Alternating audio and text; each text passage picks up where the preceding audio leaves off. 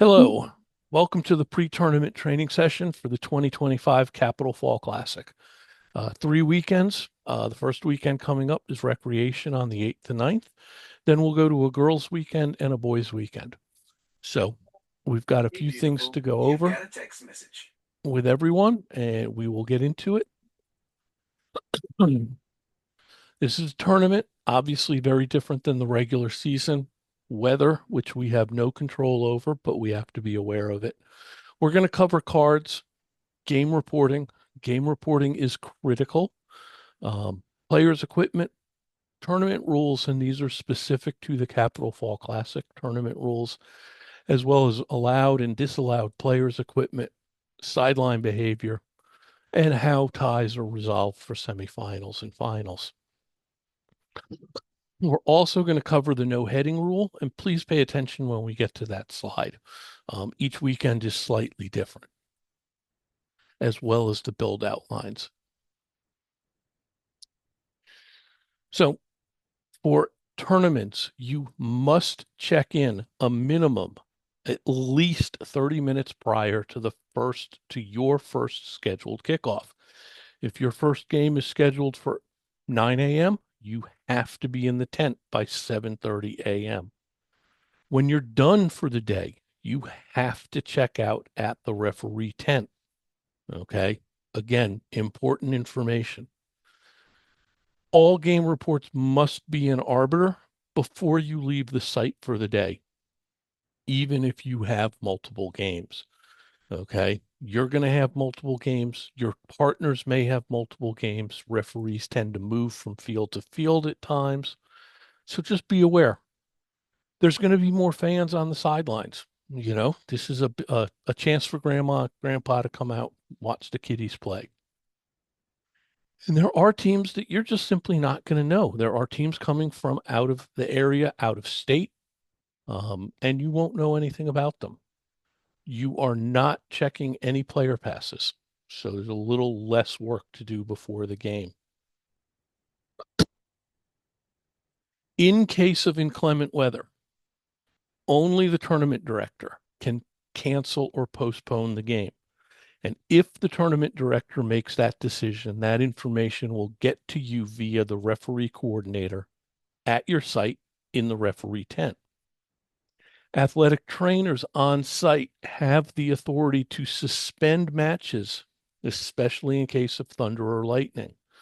Okay. If a coach comes up to you and says, hey, when are we playing? Hey, where do we go? All of that goes to the tournament director or to the Richmond United tournament staff at your site. If the game can't be restarted and it's reached halftime, that's considered a completed game. That's the score that you'll put in to your match report. So if you show a player a yellow card or a red card, it has to be reported on the game card as well as Arbiter Sports. And we will be showing you an example of how you're doing game reporting for this tournament weekend and all 3 tournament weekends here in a little bit. You showed the card, that's it. It has to be reported. If you've given a card in error, for example, an AR comes up to you and says, wait, it wasn't number 10, it was number 20, you can fix it as long as the match has not been restarted. If you've already restarted and the AR tells you at halftime, then you have to put the card in the game report and you have to include that it was given incorrectly in the game report. We have standardized USSF codes for both yellow cards and red cards. There will be copies of these codes at the referee tent to help you if you need help. These are the codes. These are the only codes that you are going to be using for reporting your cards. You don't get to make up your own.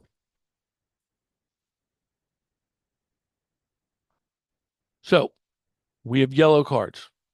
UB for unsporting, DT for dissent, PI for persistent infringement, DR delays to restart, FRD fails to respect the required distance, leaving the field without permission, and entering the field without permission.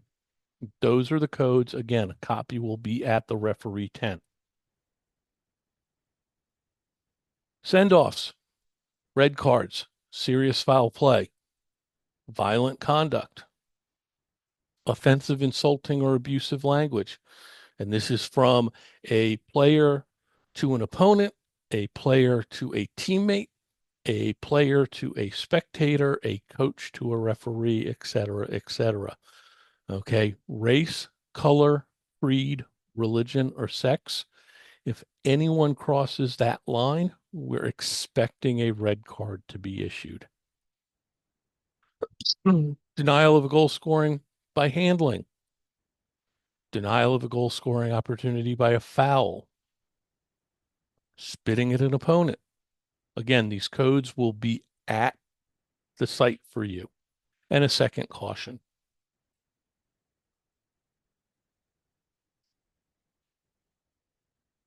If you send a player off, if you send a coach off, you are going to have supplemental reporting that you have to do.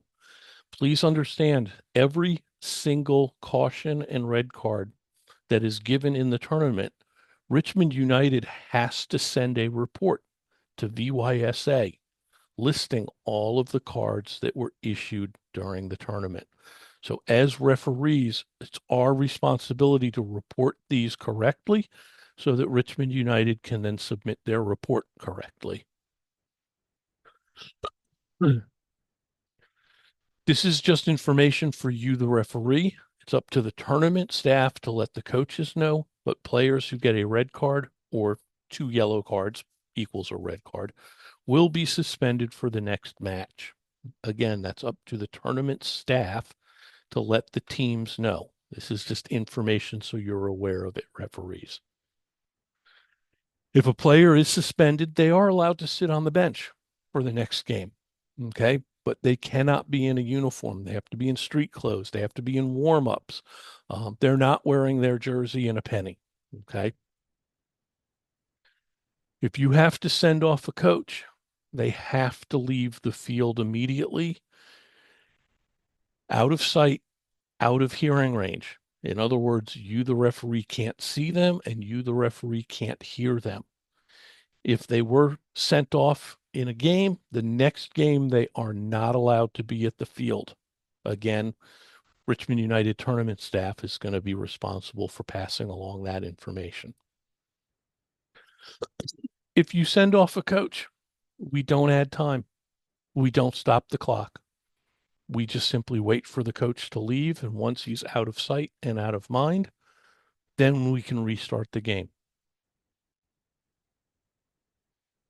Game reporting, as I said, this is critical. Everyone on the crew should be keeping track. Who gets a card? Who scored a goal? At the end of the game, all 3 referees should be able to get together and confirm the final score, as well as any and all cautions and send-offs that were given. There's going to be a game card. Winning team gets the fully filled out game card. In case of a tie, it goes to the home team. In case no one shows up asking you for the game card, just return it to the referee tent. Fill it out and return it to the referee tent. You do not have to go searching for someone to give it to. They should be coming to you. And if they don't worry about it. Bring it back to the ref tent. A really good rule of thumb, take a picture of that game card. You're going to want that information later when you're filling out your game reports in Arbiter. Again, everybody, please make sure you're keeping track of everything that goes on. Misreported scores, misreported cards does not make the referee team look good.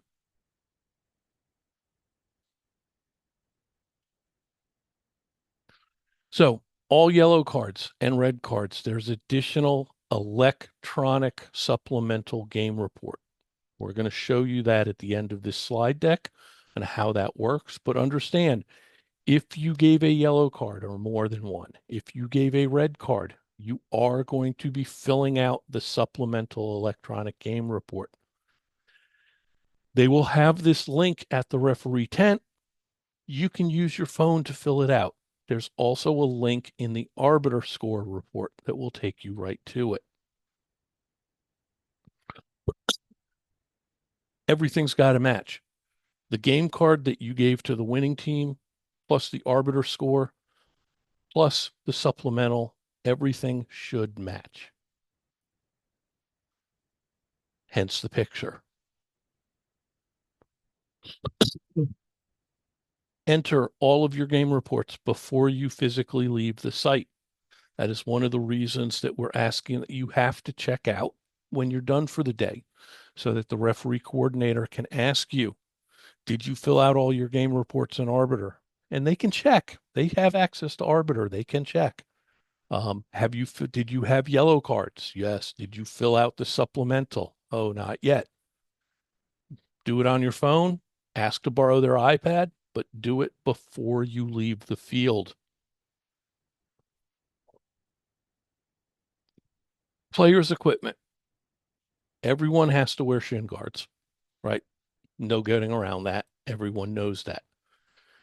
No metal rimmed glasses and no jewelry, no earrings, no bracelets, no nose rings, no tape on the ears, no band-aids on the ears.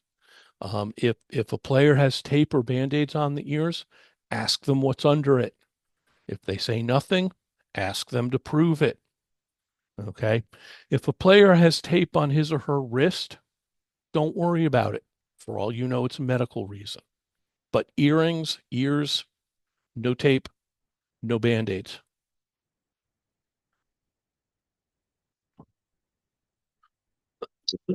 The only person who has an overrule on the no jewelry is the tournament director. And if they make an overrule on a jewelry issue, you, the referee, will find out because the referee site coordinator will tell you. Casts, splints, But braces. I Go ahead. want to clarify something. The referee site coordinator is not the same as the tournament coordinator. So we've Correct. had trouble before where a tournament coordinator maybe said, yeah, sure, it's fine. But it's not the referee coordinator. The referee coordinator who you're checking in and out of will tell you if there's any modifications on these rules that you need to be aware of. Thank you. Players are allowed to wear casts, splints, braces, right? Casts have to be covered in padded. Okay. Knee braces are fine. Wrist braces are fine. You, as the referee, all you have to determine is it dangerous to the player or to an opponent? Okay. Medical release signed by a licensed physician at the game site. If the coach doesn't have one, the team manager will have one. Or worst case is ask for a Richmond United tournament staff member to get in touch with the central office because the central office will have a copy of it. As long as it's safe, right? Any cast that's covered, whether it be covered with an ace bandage, bubble wrap, okay. And obviously, as long as they don't use it as a weapon to hit somebody with. So, U9 to U12-year-olds, they're using a size 4 game ball. Bev, are game balls being provided by Richmond United across all 3 weekends? Yes, they will have game balls out there. The rec coordinator will get them first thing in the mornings. Yep. So make sure you use the tournament supplied game ball. You, excuse me, U13 and above, they're using size 5. U9s and U10s playing 7-a-side, 2 by 25-minute halves. 11 through 12s, 2 by 30-minute halves.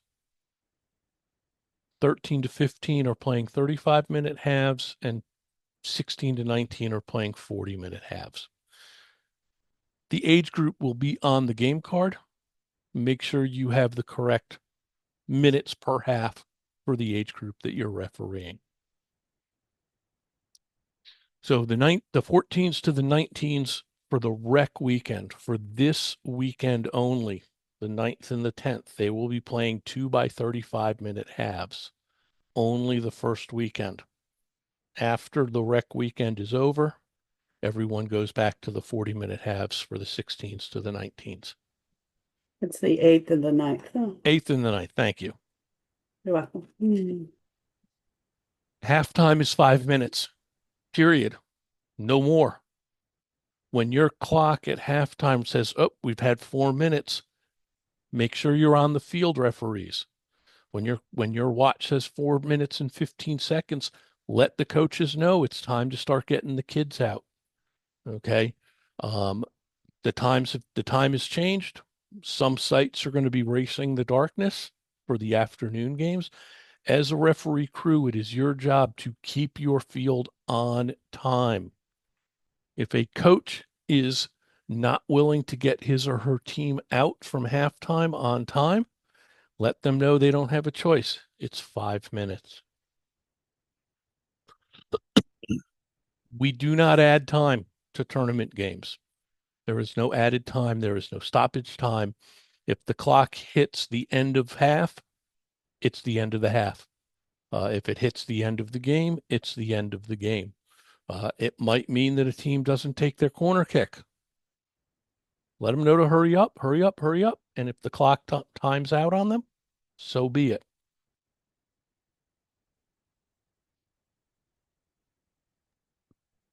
Brian, what do they do in case of when the ambulance is called? If the ambulance is called, unfortunately, we still don't add time for that. But, and tell me if I'm wrong, Bev, if an ambulance is called, the Richmond United staff is going to be letting Central HQ know. And if the game can get moved to another field, Richmond United will tell everyone to go move to the other field. If That is not, correct. it's going to go in your game report. And again, Richmond United staff will determine what happens. As referees, all we do is we keep the clock running and report what happened. It's up to the Richmond United staff to figure out what goes next. So, Yeah, they do keep the clock running. That's what I want to correct. stress. Yep. We want all substitutes wearing a penny. Okay. We want teams getting used to this. They should be used to it, but we want all substitutes in a penny. Every substitute has to be at the half field, midfield, and they got to be beckoned on by the center referee. Okay. No substitutes come directly from the bench unless they're replacing an injured player or if they are replacing a yellow carded player. And if you card a player, substitution is not mandatory. However, if you show a yellow card to a player and his or her coach says, I want to sub that person, your answer is, by all means, coach, send them on. Okay.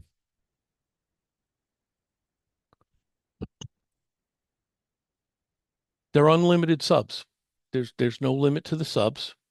And they can sub on a goal kick, on a goal during halftime. They can substitute on their own throw-in. Now, if the other team also has players waiting at midfield, everyone comes on.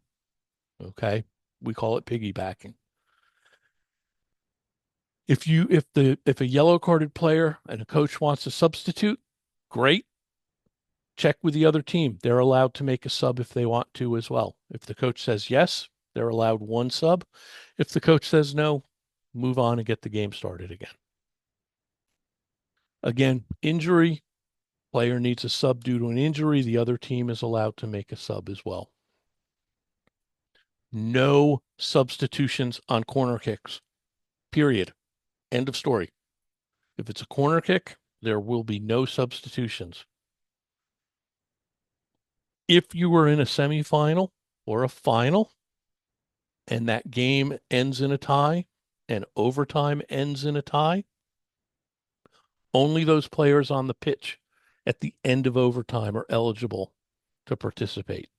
You cannot make a substitute once overtime has happened.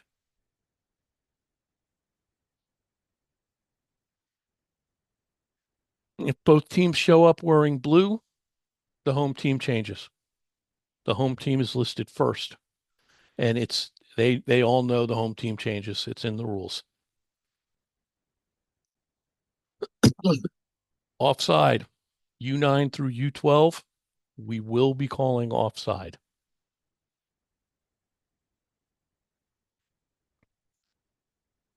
Players and coaches on one side, fans and spectators on the other side. No spectators can stand behind the goals. If you have people that are transiting, i.e., walking behind the goal, that's fine as long as they're moving. If someone stops behind the goal, next time the play stops, just give them a quick, can you move along, please? We will not accept any kind of abuse or harassment from coaches, spectators, players, right? Just zero tolerance for that. We have site administrators, we have site coordinators, we have referee coordinators. If you have a problem with the spectators, stop the game and go get a ref coordinator or a Richmond United tournament staff member to come and deal with it. Let the coaches know, hey, coaches, we have a problem with the spectators. We're going to go and get an administrator to deal with it.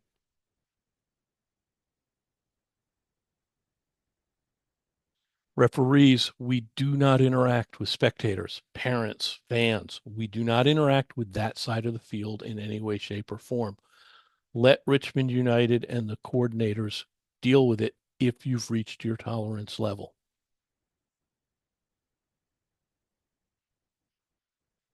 So, your game has ended in a tie and you've played overtime. That's also ended in a tie. Both teams get a 5-minute break. Penalty kicks. Penalty kick procedures in the IFAB laws of the game, but a quick couple of points, only players on the field at the end of overtime can participate. Everybody else, coaches, subs, must be in the bench area. Okay. They don't get to come down to the top of the penalty area. No, they have to be in the bench area. All the players participating are in the center circle. The goalkeepers are at the goal, and you can read the rest of it in IFAB. Brian, can I have points of clarification? Mm-hmm. Is there if they end in a tie, did you say there is overtime? Correct.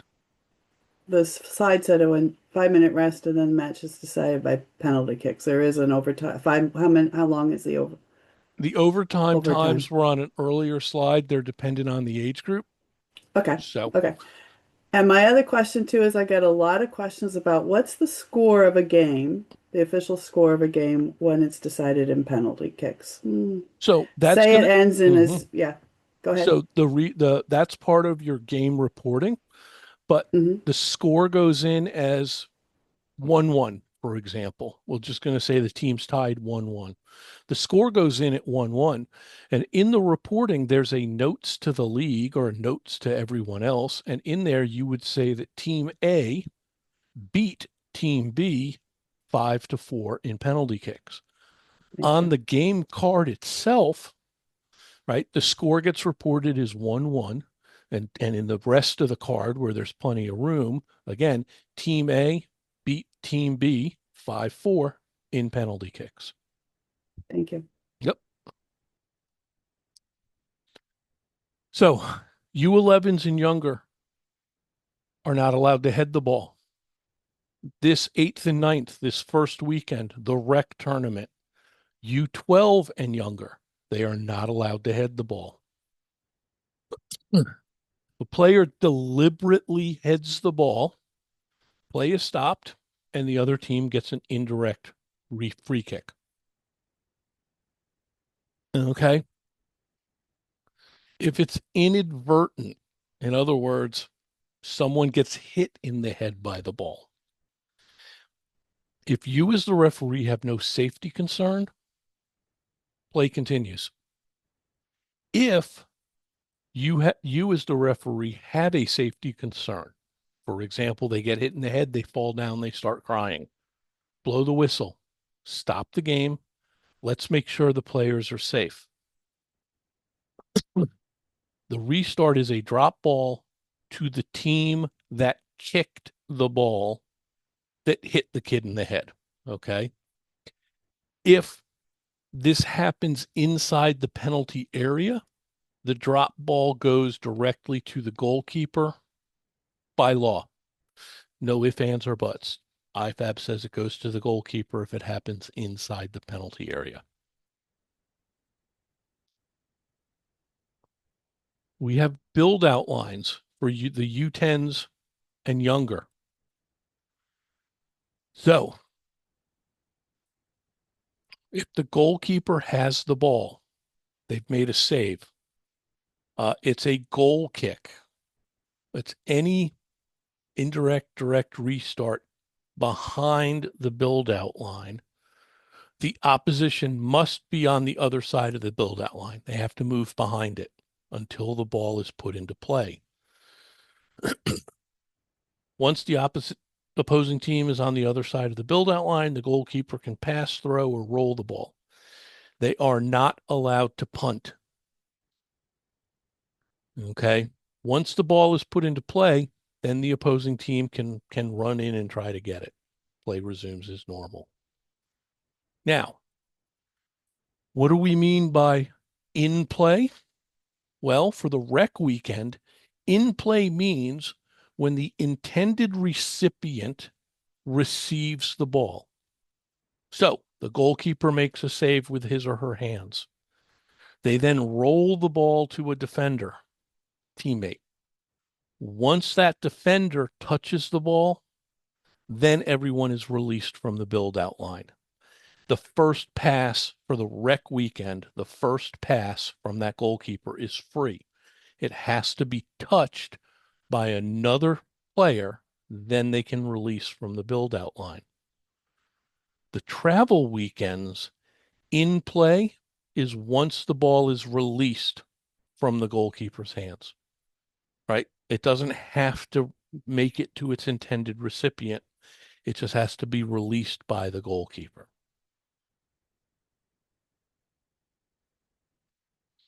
If the goalkeeper punts the ball, indirect free kick for the other team from the spot of the offense. If it happens within the goal area, that's parallel to the goal line to the nearest point where the infringement occurred. In other words, it's 6 yards away from the goal.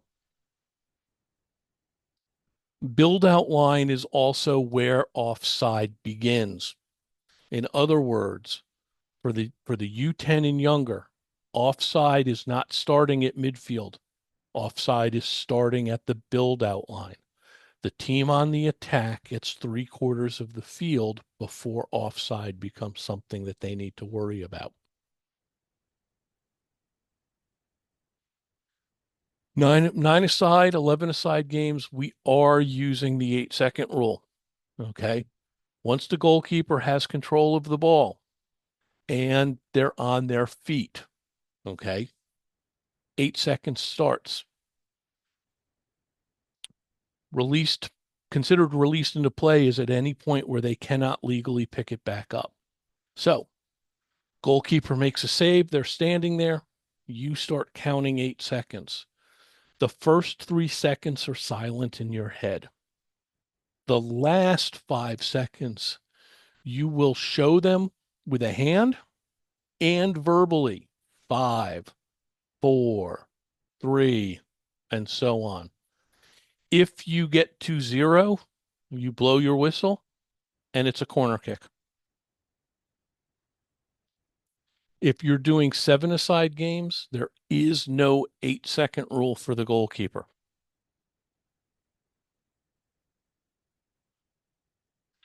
There are ref coordinators at every site. If you have a question, ask them. Have fun. Enjoy a great end to the rec season for the rec tournament this coming weekend. And then the travel weekends are going to be fun as well. Now, I told you that we were going to show game reporting. As you can see on the screen, I was assigned 3 games today for the Capital Fall Classic. They were all played this afternoon at Dory Park. Okay.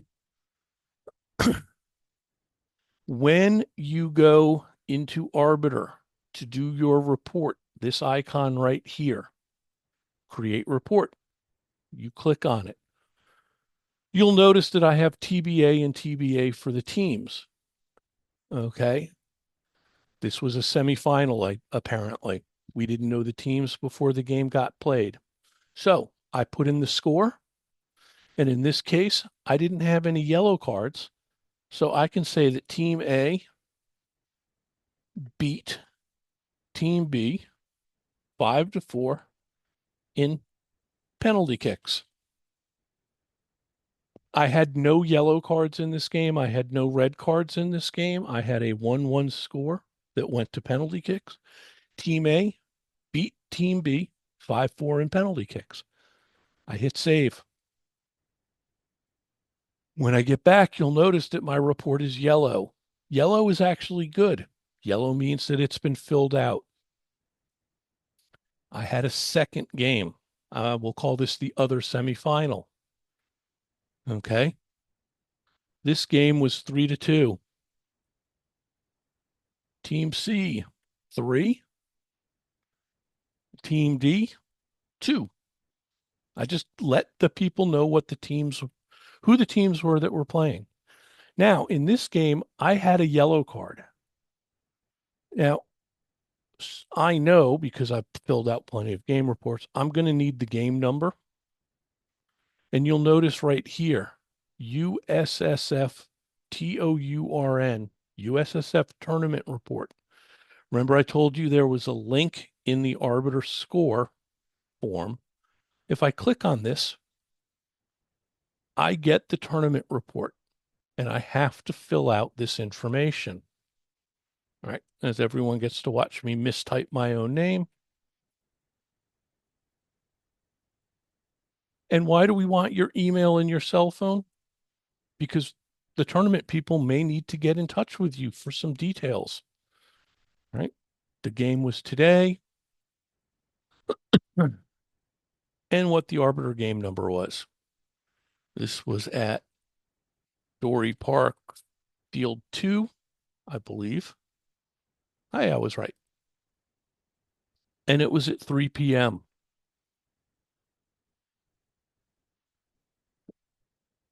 Capital Fall Classic. Home team, Team C. Visiting team, Team D.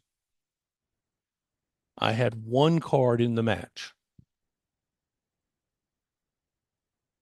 It was Team C. I don't know the player's name. I didn't have a roster. I don't get a roster. All I know is that for Team C, number 15, got a yellow card in the 23rd minute. And the reason I have to choose, these are my only choices. They did something unsporting. That's it. This was the only card that I gave in this game. I don't need any details filled in because it was not a red card. I can then go to the bottom and hit submit. Once I've submitted it, it's going to take me back to the homepage of cvsra.com. Save my Arbiter game report, and it's going to go yellow. Perfect. And here we are with the final. Let's see, whoops. I don't know what just happened there, but okay. So 3-0. Team A, 3. Team C, 0. Now, in this case, I had a red card. I have to fill out another USSF tournament report.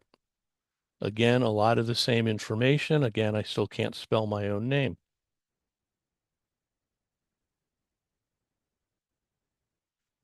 The game was today. Put put in the arbiter game number, again, Dory Park, field 2. And this was at 4 p.m. Capital Fall Classic. Team A, Team C, 1 card, Team C. This was the coach. I don't know coach's name, so I can say coach because I know he was the coach. Again, the Richmond United people have this information. They'll figure out the coach's name. I gave him a card in the 45th minute, and he got a red card for offensive, insulting, or abusive language. This coach was not happy with me, apparently. In the 45th minute, the coach from Team C yelled across the field, "You are the worst referee I have ever seen." So he knew you. I know. I ignored this. Then he said, I can't. "You suck." I'm keeping it somewhat clean for the sake of the video. I showed him a red card and he left the field. Word for word, what anyone says when it comes to offensive, insulting, or abusive language. Hit submit. I'll see the front of the CVSRA website again. And I know that it's been done. Okay. Can you go back to the arbiter card? Mm-hmm. So the boxes, see the little box that they're supposed next to the, if you check that, Does so nothing. we know there is a card to look at when Bev looks at the, you've got something written, so it's going to turn yellow, so she's going to know that she needs to read something. But if you check the box, then she knows to go look for the card report. Because sometimes they want that information ASAP, especially on Sunday, because if they made it to the finals out of a semi, they're going to play again in, 2 hours, and they need to know who cannot play. Now understand, you have to click the link, Yes. and you don't need to come to the score page in Arbiter to go to this link. However, if you do not put the score into Arbiter and hit save, you will not get paid for the match. No one on your crew will get paid for the match. If you look at Arbiter and your report is blue, that means you have not submitted the score. No score submission equals no payment. So please make sure that you enter it into Arbiter and then again, enter it in if you need to into the tournament report link. And that's one of the good reasons for checking out at the end of the day. Have the referee coordinator, you can say to them, is everything submitted that I need to submit? They can pull it up on their end and see that everything went through and say, yes, you're good. Exactly. If I flip over to an assigner side, and I look at today's games, as the site person, I can see, oh, look, these games have been reported. They're yellow. They're green. And then they can also ask you, did you have any cards? When did you fill out the USSF report? So that is the Capital Fall Classic event. Again, if you have any questions, ask the site coordinator. Check in 30 minutes before the game starts. Check out when you're done for the day. The other reason for checking out is there may be a game or two that they're looking for a referee. Maybe you can pick up an extra game. And we're so close to Christmas that Hey, extra money is always good. So, on behalf of Beth and Bev and CVSRA, have fun. Enjoy yourselves. Go out and do good work, and we will see you on the pitch. And thank you. Thank Thanks. you.